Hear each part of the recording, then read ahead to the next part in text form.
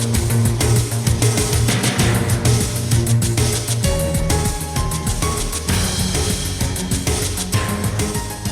సత్యసాయి జిల్లా మడకసిరలో టీడీపీ అభ్యర్థిని మార్చే అవకాశం కనిపిస్తుంది.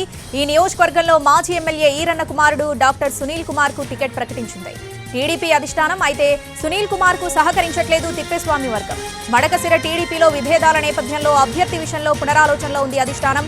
ఈ క్రమంలోనే సునీల్ కుమార్ స్థానంలో ఎస్సీసెల్ రాష్ట్ర అధ్యక్షుడు ఎంఎస్ రాజుకు టికెట్ ఇచ్చే అవకాశం ఉందని తెలుస్తుంది. మడకసిర టీడీపీ అభ్యర్థిగా ఎంఎస్ రాజు పేరును ఇవాళ అధికారికంగా ప్రకటించే అవకాశం ఉందని ప్రచారం జరుగుతోంది.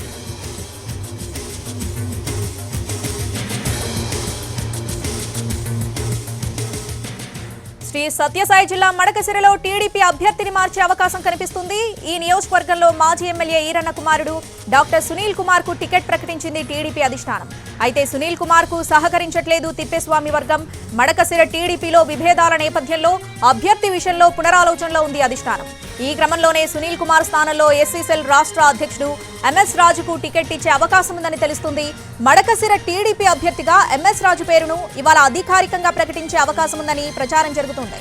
పూర్తి అప్డేట్స్ మా ప్రతినిధి శ్రీనివాస్ లైవ్ లో అందిస్తారు. శ్రీనివాస్, మడకసిరలో టీడీపీ అభ్యర్థిని మార్చే అవకాశం కనిపిస్తున్నది.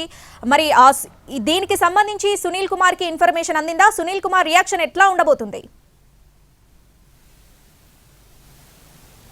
శ్రావణి, మడకసిర టీడీపీ అభ్యర్థి సునీల్ కుమార్ మార్చబోతున్నట్లు ఇప్పటికే అధిష్టానం సంకేతాలు పంపింది.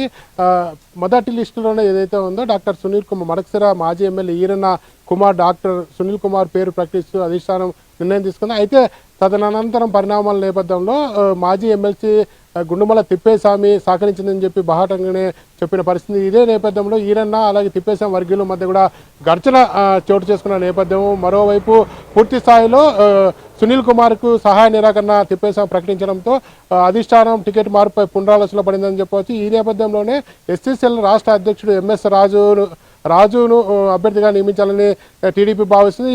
ఈ మేరకు ఇప్పటికే బీఫామ్ తీసుకోవడానికి విజయవాడకు కూడా ఎంఎస్ రాజు వెళ్ళాడు.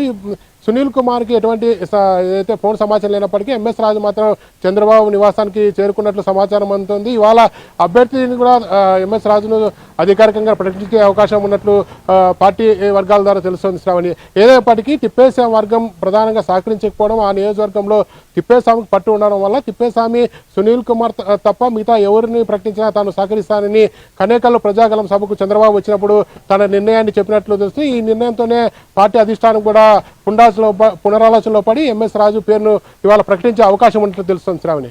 Right Srinivas, thanks for the update.